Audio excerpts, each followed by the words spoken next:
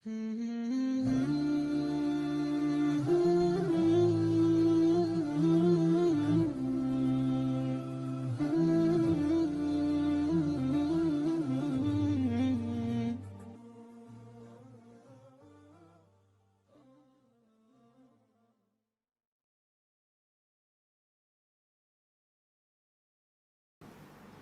jumpa tempat baru. Di belakang gereja ada tanah. So kita semua pergi jumpa ketua gereja tu. Ingat lagi tadi saya sebut Evangelical Church. Ini adalah Protestan. Protestan ni tak ada padri, ketuanya dipanggil pastor. Tahu tak pastor? Tak boleh ingat pastor, cuba ingat plaster. Tapi saya gunakan nama padri boleh tak? Supaya orang-orang tua-tua, orang yang tak biasa dengar, kalau cakap pastor ni tak tahu apa kan? Saya gunakan padri, boleh? So kami semua pergi jumpa padri, minta kebenaran. Tanya dia boleh tak nak minta kebenaran nak main bola di padang gereja ni. Itu padri jawab, you are most welcome. Tengok pendekatan masjid dengan gereja. Jauh bezanya. Dan dia benarkan kita main dekat padang gereja ni, tak ada limit tau. You nak main pagi ke, petang ke, malam ke, up to you. Setiap hari selepas sekolah, kita akan terus pergi ke gereja main bola. Sampai petang, sampai malam. Kadang-kadang main bola, bola tu kena cermin pecah. Cermin tingkap. Itu padri tak ada marah, dia kata tak apa-apa nanti kita ganti. Kadang-kadang kena spotlight pecah. Don't worry, teruskan, nanti kita ganti. Setiap kali selepas habis main bola, dia akan sediakan makanan dan minuman. Makanan dan minuman untuk kami. Dan duduk bersama-sama dengan kami. Borak-borak, tanya khabar, tanya keluarga. Tanya tentang bagi nasihat supaya kita ni jadi anak yang baik, jaga mak bapak. Galakkan kita rajin belajar supaya masa depan peluang terbuka kalau rajin belajar. Kalau belajar dengan bagus, masa depan lurus, hidup lebih selesa. Dan dia offer kami tuition lagi. Kalau sesiapa yang pelajaran yang tidak begitu elok, don't worry, kami ada tuition free di sini. Sini macam mana? Kalau orang bukan Islam main bola kat kawasan masjid ini, kalau bola kena cermin pecah, macam mana rasa-rasa? Saya tak tahu dia dapat keluar tak daripada masjid ni kan? Tengok pendekatan dia.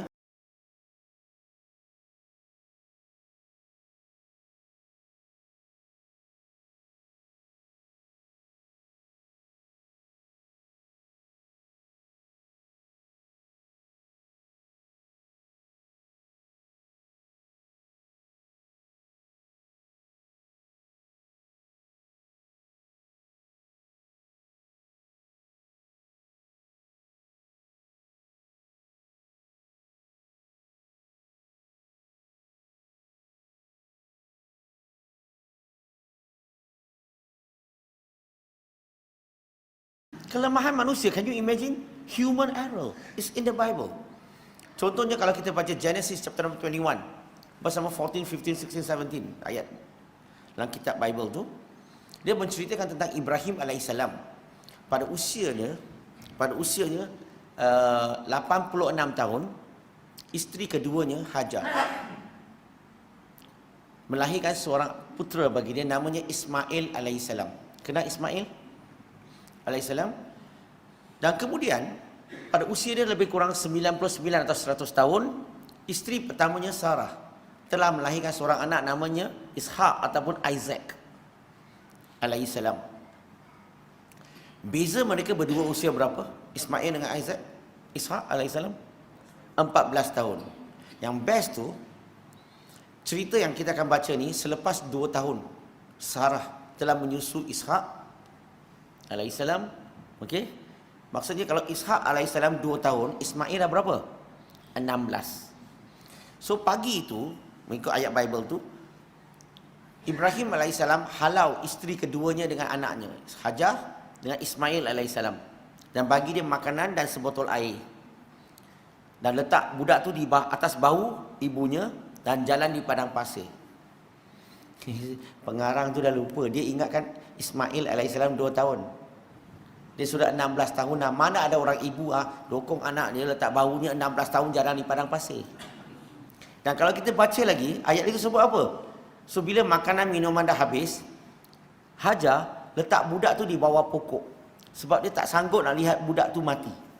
Maksudnya dia memang baby lagi, atau 1-2 tahun lagi, budak kecil lagi. Tapi dia, pengarang yang tulis tu lupa. Padahal pada masa itu Ismail AS sudah 16 tahun.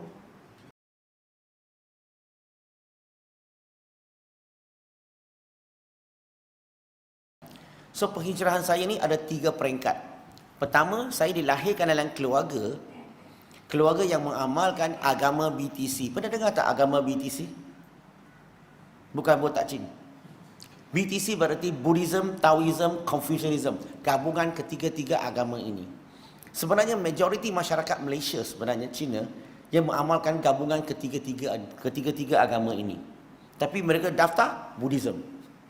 Tapi sebenarnya mereka gabungan ketiga-tiga agama. Sejak lahir, mak bapak telah ajar saya sembah berpuluh-puluh berhala. Banyak ya. Tapi sejak kecil pun saya tak selesa nak menyembah berhala. Kalau you tanya saya apa sebab, tak tahu nak cakap. Kecil lagi, tapi tak selesa. Beberapa peristiwa yang berlaku di depan mata saya yang buat saya ni menolak penyembahan berhala. Peristiwa pertama, saya mempunyai ramai adik-beradik. Saya mempunyai 11 adik-beradik. Saya nombor 9. Satu mak, satu bapa. Orang selalu tanya, macam mana Cina boleh ada ramai anak? Betul tak? Jawapan saya sangat mudah. Rumah tak ada TV.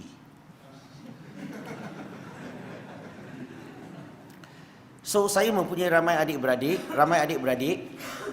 Dan pernah sekali di rumah saya berlakunya sesuatu, iaitu ramai adik-beradik sakit. Tak tahu apa masalah, tapi 2-3 minggu tak baik-baik. So, mak saya, dia amat risau dengan anak kan. So selalu sembah Tuhan, dia punya Tuhan tak ada ubah-ubah. So mak saya rasa Tuhan yang dia sembah ni kurang berkesan. Maka dia nak tukar, dia nak beli Tuhan baru. So dia bawa saya pergi kilang, dekat Melaka lah. Di kilang tu, bila sampai ke kilang, di luar kilang, saya amat bertuah sebab ada peluang melihat macam mana mereka buat patung berhala, macam mana mereka buat bajunya, macam mana mereka sapu cat dan sebagainya. Dan bila masuk ke dalam kilang tu, wow, ini betul-betul holy factory. Tahu tak holy factory? Kilang yang penuh dengan Tuhan. Dan setiap Tuhan ada nama, ada fungsi-fungsinya. Ada Tuhan tanah, ada Tuhan semangat, Tuhan yang jaga pelajaran, Tuhan yang jaga kekayaan, Tuhan yang memberi kekayaan. Cina punya banyak tentang wang punya lah Tuhan. Semua kekayaan punya. So, bila masuk ke dalam, toke tu nampak mak saya, dia panggil Aso. Aso maksudnya makcik lah. Makcik, lu mau beli apa Tuhan? So, mak saya komplain lah, isu kat rumah ni, anak sakit-sakit tak baik-baik.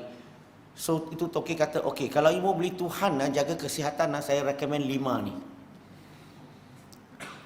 Dan recommend 5, you boleh pilih lah. Tapi akhirnya dia recommend mak saya minta lah mana satu lebih baik, lebih kuat, lebih apa nama, powerful lah. So dia recommend yang paling mahal. So mak saya pun belilah, bawa balik rumah, mula sembah. Saya tak tahu nak cakap macam mana. Saya tak nampak Tuhan dia kuat, Tuhan dia hebat, Tuhan budak kan. Kita nak tahu, kita nak sembah Tuhan. I want to see something miracle, something special. Tapi tak ada. So sejak kecil saya tak selesa. Tetapi suatu hari bila saya menyaksikan bola sepak antara Melayu lawan Cina campur India di kampung saya, tahu kenapa Melayu lawan Cina Cina dengan India. Melayu lawan tim Cina campur India. Tahu kenapa? Sebab di kampung saya 80% Melayu. India campur Cina 20%. Melayu mudah nak cari pasukan, Cina India susah, so terpaksa campur. So saya amat bertuah dapat menyaksikan perlawanan bola sepak. Tapi biasanya lawan memang Melayu menang. Memang Melayu memang lebih pandai main bola. Setujukah? Saya setuju. Tapi orang India lebih pandai cakap. Orang Cina lebih pandai cari wang. Macam ada kebenaran kan. Dan saya amat bertuah sebab saya dapat menyaksikan. Saya tak main masa tu usia 10-11 tahun. Saya menyaksikan mereka lawan dan saya bertuah juga sebab saya dapat menyaksikan kali pertama Melayu kalah. Berat ni. Salah seorang pemain budak Melayu ni tak boleh terima kenyataan. Too heavy. Dia tak boleh terima kenyataan. So apa dia buat? Dia pergi, kan dah habis main bola, dia pergi ke budak Cina, budak India tu. Dia nak cari gaduh. So dia tanya budak Cina India, aku dengar kat orang Melaka cakap bahasa macam ni, sorry ya. Cakap bahasa kasar sikit boleh? Ni Melaka punya cara. Dan aku dengar kan you orang kat rumah ni banyak sembah patung berhala ke? Dia kata, iyalah. Kamu tak tahu ke? Itu patung berhala manusia cipta dengan tangan. Ini nak cari gaduh kan? Tapi silap hari dia cakap dengan orang Melaka. Orang Melaka Cina ni boleh cakap Melayu sikit-sikit lah. Setakat nak gaduh tak kalah. So budak Cina pun jawab balik. You orang Melayu apa bezanya? You sembahyang pun menghadapkan dinding. Dinding pun manusia cipta dengan tangan. Satu sama. Tapi budak Melayu tu pandai sikit. Dia kata, dia tanya budak Cina India tu, logik ke? Apa yang Tuhan cipta banyak pun kamu tak boleh lihat. Macam mana kamu mau lihat Tuhan? Logik tak? It's logic. Kami orang Islam boleh sembah Tuhan tanpa ada apa-apa kat depan, di depan padang ni. Boleh tak kamu sembah kamu punya Tuhan tanpa ada berhala kat depan? Terdiam mereka. Sebab orang yang sembah berhala, tanpa berhala, macam mana sembah? So budak Melayu tu pandai, dia tambah lagi, dia tanya, nampak tak udara? Tak nampak. Tanpa udara manusia boleh hidup? Tak boleh. Ini udara Tuhan ciptalah. Yang dicipta oleh Tuhan saja begitu power, begitu hebat dah. Tanpa dia tak ada sesiapa boleh hidup. Yang dicipta pun kita tak boleh lihat dengan mata kasar kita. Macam mana kamu nak lihat Tuhan? It makes sense to me. Saya tak pernah dengar orang hujah tentang isu macam ni, tapi budak Melayu ni cakap memang make sense, logic to me. Lepas tu dia tanya lagi, nampak tak matahari? Tak nampak. Tanpa matahari manusia boleh hidup? Yang dicipta oleh Tuhan matahari ni begitu hebat, tanpa dia tak ada sesiapa boleh hidup. Yang dicipta pun kita tak boleh lihat dengan mata kasar. Macam mana kita mau lihat Tuhan? Wow, saya baru tahu rupa-rupanya udara matahari ni so powerful. Hebat, lebih kuat daripada Superman, Ultraman, Batman yang kita tengok kat Power Gam sekarang. Betul lah, tanpa udara mereka hidup tak? Mati juga kan? So, sebagai seorang budak masa tu, kalau nak sembah sesuatu, nak main sesuatu, kita nak cari yang power, yang powerful. So, saya mula tertarik kepada udara dan matahari. Tetapi masalahnya, bila balik rumah, seperti biasa. Mak sembah berhala, anak kena diri kat sebelah buat tangan begitu. Kena ikut. Tapi pernah sekali mak saya baru beli Tuhan baru.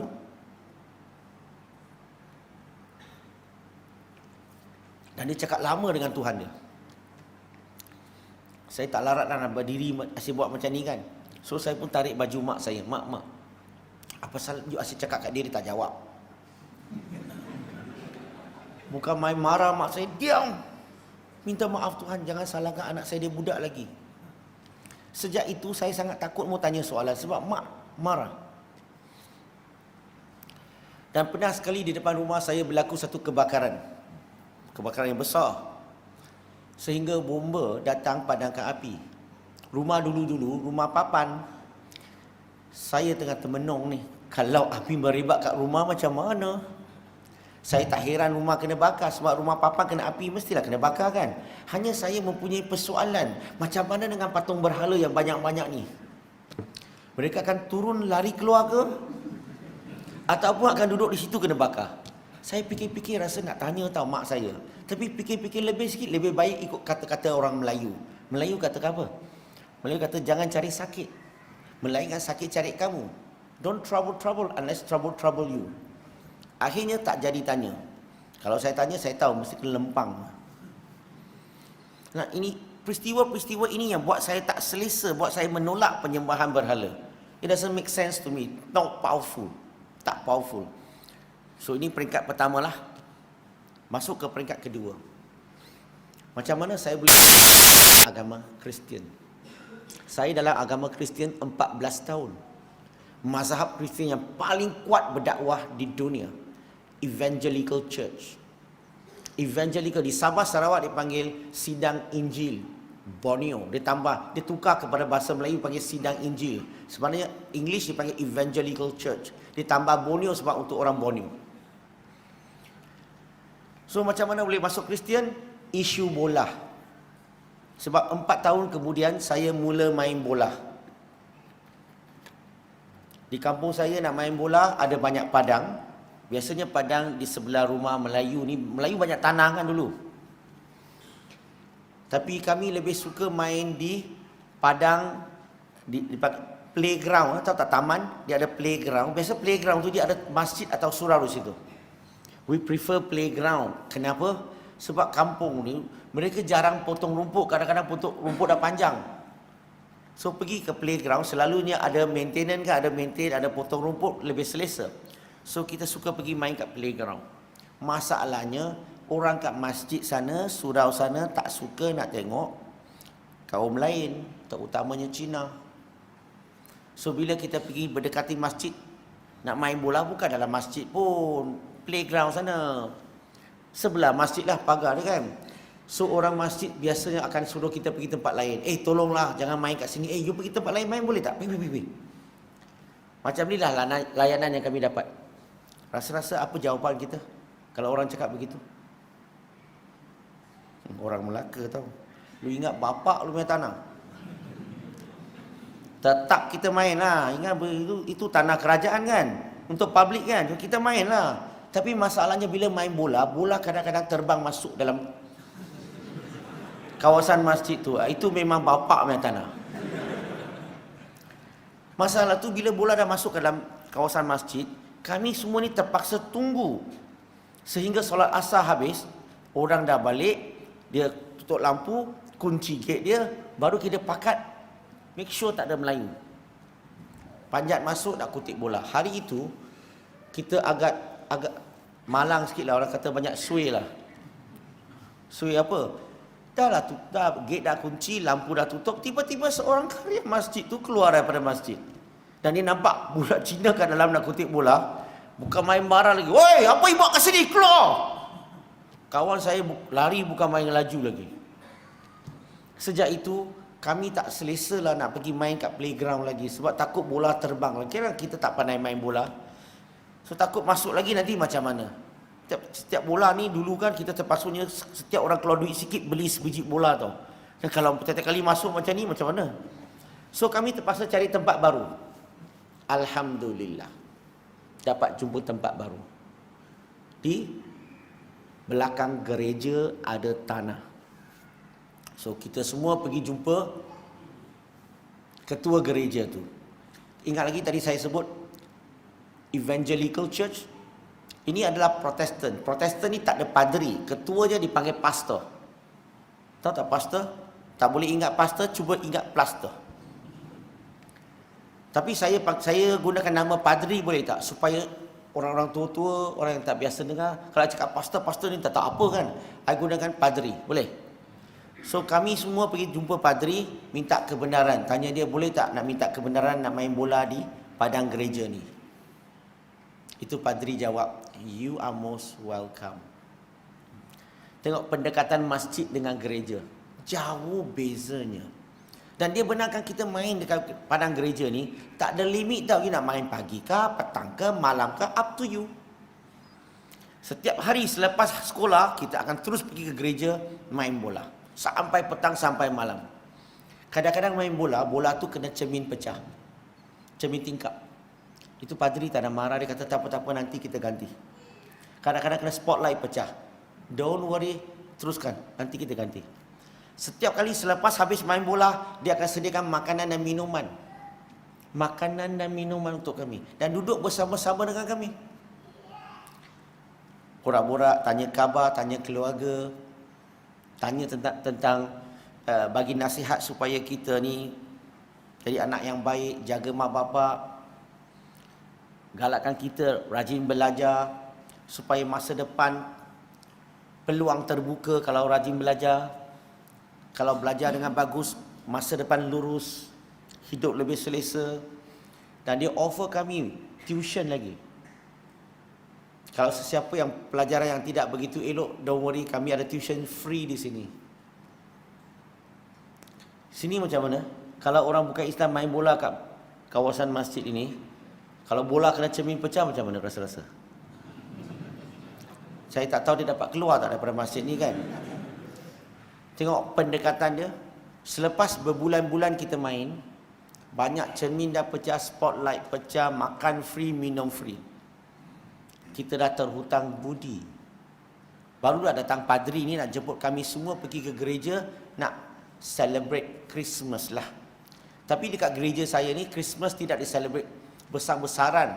Sebab bagi mereka ni, Christmas ni macam sesuatu yang dipanggil bid'ah lah. Dalam agama, dalam mazhab Protestan ini. Sebab asalnya Christmas ni adalah ciptaan manusia, dia bukan dalam ajaran Kristian. So dalam gereja saya, selepas berbulan-bulan, padri datang nak jemput kami semua masuk ke gereja. Dia kata, next week we are celebrating Christmas. I would like to invite all of you to come to our church to have some food and we have present for you. Wow. Kawan saya ni, Cina satu lagi, dia tak nak pergi. Cuba bagi alasan lah. Dia kata, Padri, kami ni bukan Kristian, kami ni beragama Buddha. Itu padri jawab balik, don't worry my son. Tengok bahasa dia. Don't worry my son. This is a house of God. Ini rumah Tuhan. It's for everyone. Everybody can come. God love everyone. You pernah dengar tak ustaz cakap begitu dengan orang bukan Islam? Saya tak pernah dengar. 20 tahun masuk Islam. Tengok pendekatannya. Akhirnya kami semua tak terpaksa pergi, terhutang budi mah. Takut tak pergi nanti tak kasih kita main bola. So kita pun pergi. Christmas Day tu pagi-pagi kita pergi. Biasanya kita pergi gereja tu masuk daripada pintu belakang. Sebab padang kat belakang. Tak masuk kat pintu depan. So tetapi Christmas tu terpaksa pakai smart, masuk daripada gate besar tu kat depan tu. Gate besar. So kita pun pergi, sampai kat sana, sampai ke gereja, gate besar tu, saya sangat-sangat terharu dengan pendekatan gereja tu lah, padri dan ketua-ketua gereja tu. Mereka tunggu kami di gate besar, jemput kami satu persatu. How are you, Lim? Lim Jis, how are you? Oh, welcome. Dia ajak kami masuk. Saya sangat-sangat rasa terharu sebab mereka di welcome kita ni, we are nobody. Bukan pandai pun, orang kampung, tapi dia jemput satu persatu. Tengok cara-cara pendekatan mereka. Saya masuk Islam 20 tahun. Hulu hilir bagi ceramah bukan saja di Malaysia, di luar negara. Jarang-jarang jumpa penganjur tunggu saya kat gate. Malahan bila saya masuk dalam mau cari penganjur tu yang susah sikit. So bila kita masuk ke dalam gereja, suasana gereja tu begitu ceria, begitu relax, begitu cantik sekali. Dan mereka punya karya dalam gereja tu, bila dia jumpa orang yang baru datang, mereka akan memperkenalkan diri dia dulu. Bukan tanya, where are you from? What is your name? Nah, how are you? My name is so and so. What is your name? Tengok pendekatan mereka. Lepas tu dah kenal, come, let's sit together, come. Tengok pendekatan mereka. Orang rasa sangat-sangat selesa. Bulan yang lalu, saya menguruskan beberapa kes murtad. Salah satu kes perempuan Melayu yang telah murtad 2 tahun pergi gereja, mak bapak tidak tahu. Sebab tiap-tiap Sabtu Ahad dia keluar dengan kawan, kononnya pergi belajar. So mak bapak ingat anak pergi tuition. So, dia ikut kawan pergi ke gereja. Dah masuk Kristian 2 tahun. Bila mak bapak dah sedar, anak dia dah keluar Islam, dah beragama Kristian, bawa jumpa saya, minta saya tolong bagi kaunseling, tolong pulihkan anak dia dan sebagainya. Bila saya borak-borak dengan anak dia, saya tanya dia, apa yang cantik dalam Islam yang menarik kamu? Tahu tak jawapan dia apa? Satu perkataan aja. Love. Maksudnya apa? Kadang-kadang orang datang ke masjid, kita tidak ada fellowship sangat tau. Kita hanya ibadah, you balik, I balik. They don't see love. Kalau berpakaian sedikit tak betul, tak tutup aurat dengan betul, kita bising, kita komplain. Tapi pendekatan gereja ni lain. Mereka jarang bincang hukum hakam. So, pendekkan ceritalah, masuk, selain pada doa, nyanyi lagu, biasalah. Yang paling best, khutbah. Ceramah mereka. Sangat-sangat sedap. Saya dengar 30 lebih tahun yang lalu, masih ingat hari ini. Dengar 30 lebih tahun yang lalu, masih ingat hari ini. Sebab ceramah mereka lebih kepada storytelling. Beritahu cerita. Cerita, lepas tu apa pengajaran, macam mana nak amalkan dalam kehidupan kita. So dia will talk storytelling. Sangat senang nak ingat. Saya masuk Islam 20 tahun. Solat Jumaat. Nak cari sekali solat Jumaat punya ceramah atau khutbah yang boleh pakai bahasa Melaka, sangat susah. Kadang-kadang saya tak tahu apa yang mereka tengah merepek. Maaf cakap. Masih ingat lagi tak khutbah solat Jumaat 2 minggu yang lalu? Saya tak mau tahu isi kandungan tajuk tu. Saya nak isi kandungan ceramah tu. Saya nak tahu tajuk aja. Tengok you ingat tajuk tak? Maaflah cakap, cara kita sepatutnya solat Jumaat ini, sepatutnya imam sepatutnya ambil peluang untuk menceritakan sesuatu untuk umat yang berada di kawasan situ dan memperbetulkan atau bagi semangat atau bagi motivasi atau betulkan akidah. Ambil peluang untuk bantu umat Islam. Tapi berapa ramai dengan solat Jumaat tiap-tiap kali keluar, wow, fully charged battery. Ada? Setiap kali keluar solat Jumaat, saya tanya anak saya, masih ingat lagi tak apa dia cakap tadi? Bagi saya satu poin, tak ingat. Tak tahu apa dia nak buat. Sebab kita baca teks, kita bukan bagi ceramah, kita bukan bagi motivasi. It's very sad. Peluang yang paling baik setiap solat Jumaat. Tapi kadang-kadang tak tahu apa tengah ceritanya.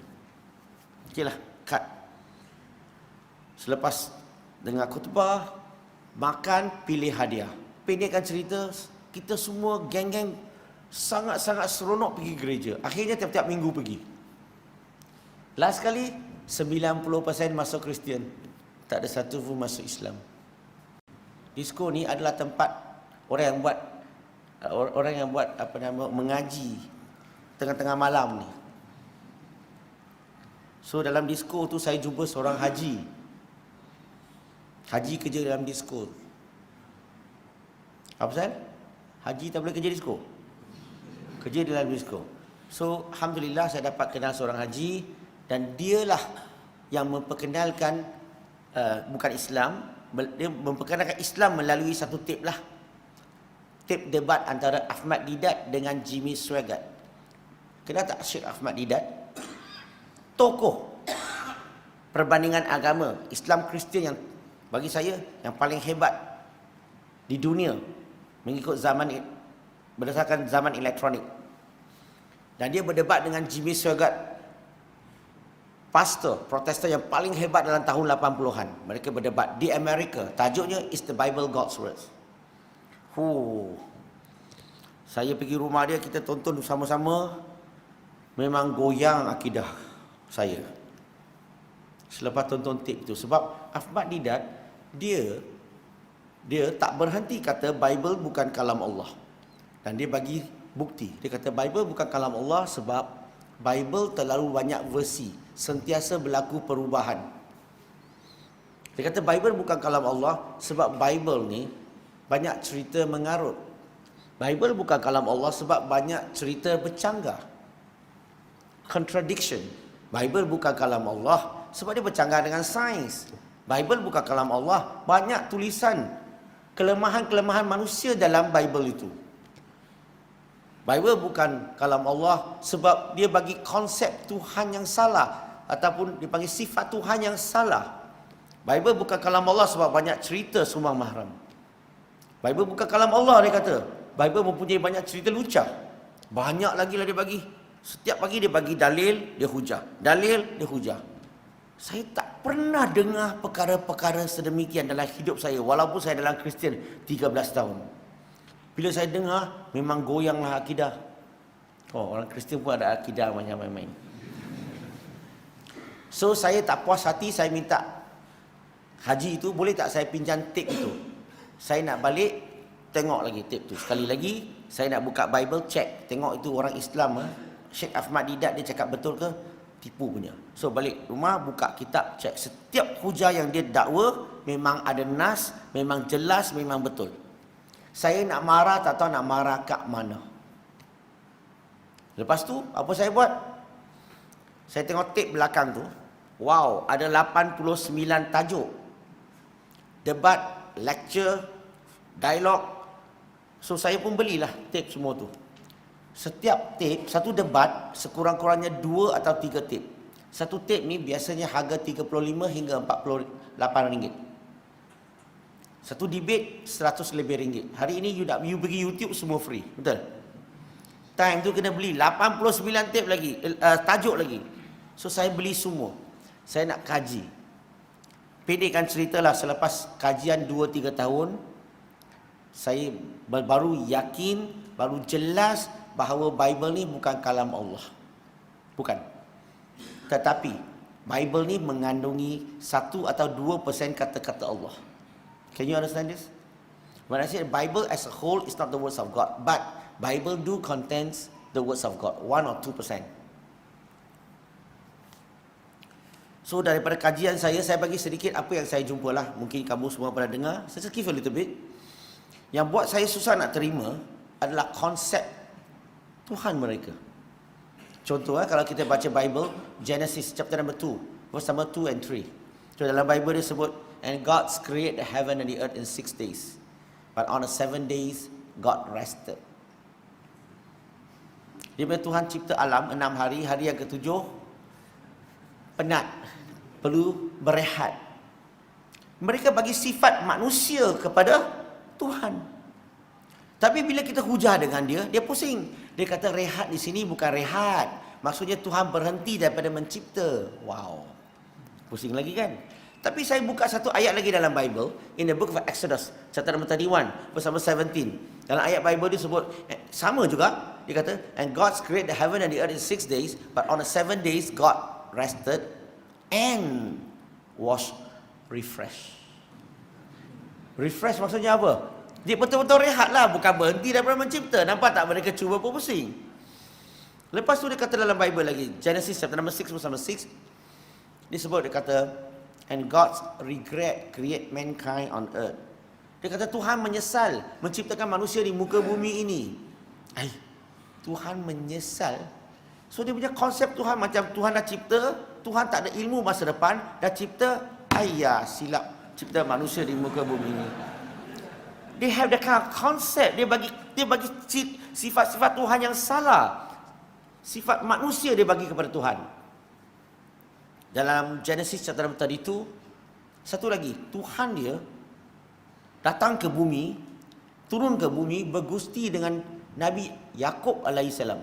Kenal tak Yakub alaihissalam? Yakub orang putih panggil apa? Jacob. Tambah cream crackers.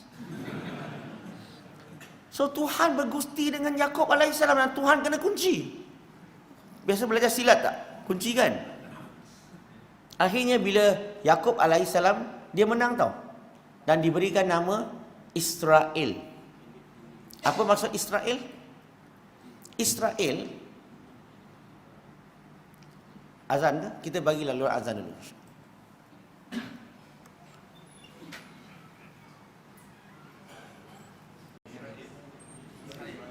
Israel tu. So, Tuhan bergusti.